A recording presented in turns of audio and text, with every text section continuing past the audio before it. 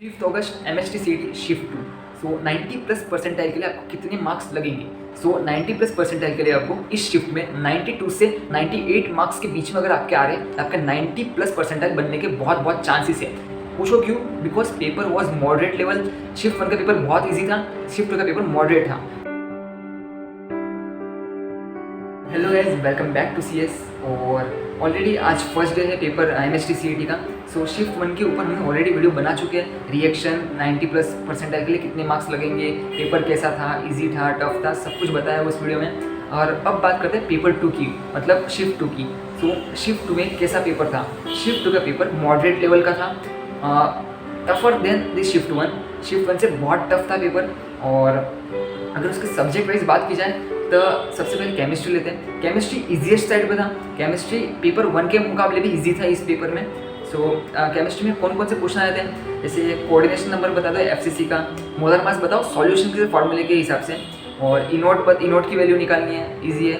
Glucose का structure याद करके जाना, ग्लूकोज के स्ट्रक्चर के साथ कौन कौन से रिएक्शंस होते हैं वो भी याद करके जाना, बहुत इंपॉर्टेंट है आगे वाली शिफ्ट के लिए। pH की वैल्यू निकालो, इजी था।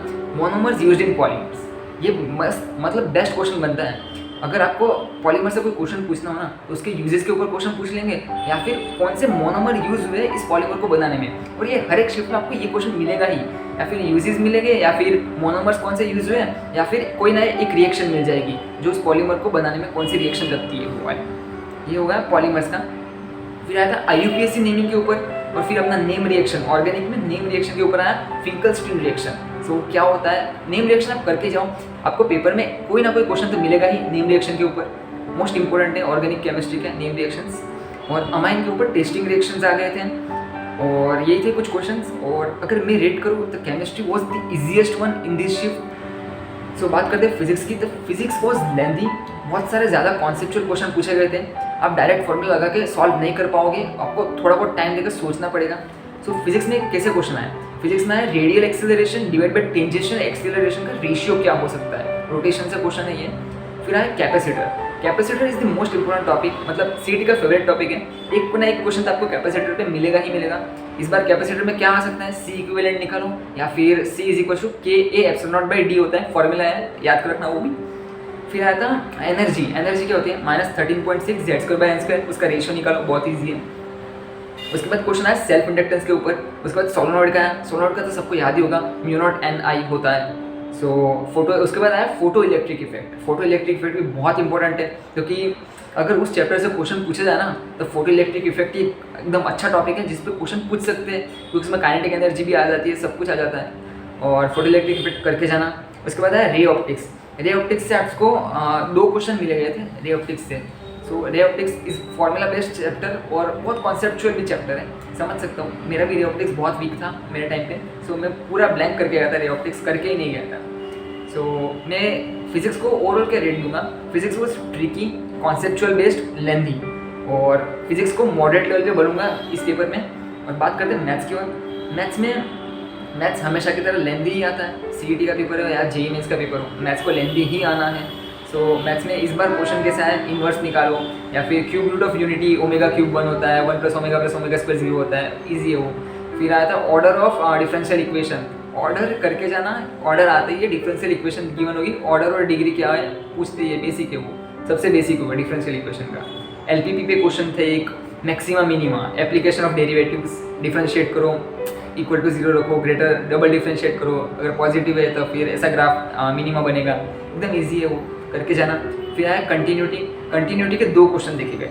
सो कंटिन्यूटी के एक क्वेश्चन एक्सपेक्टेड था, बट इस बार 2 क्वेश्चन आ गए। और कंटिन्यूटी बहुत ईजी है, मतलब कुछ नहीं करना, डायरेक्ट वैल्यूज पुट करनी है, और कुछ फॉर्मूला है वो याद रखना कंटिन्यूटी के।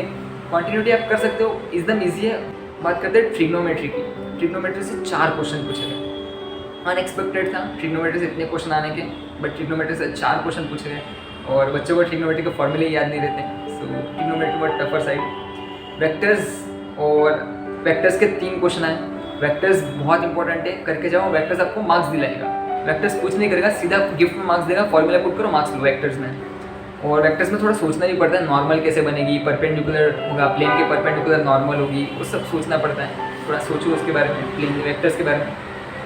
पेयर ऑफ स्ट्रेट लाइन बिल्कुल फॉर्मूला बेस्ड है, कुछ फॉर्मूलेज है, पेयर ऑफ स्टेट लेंगे, याद कर लो, बस खत्म। बाकी इंटीग्रेशन पहले पेपर में 7 क्वेश्चन आए थे और इस पेपर में आपके इंटीग्रेशन के 5 क्वेश्चन मिले। सो 5 या फिर 5 से ज़्यादा भी हो सकते हैं, 5 से 6 क्वेश्चन मिले होंगे इंटीग्रेशन के।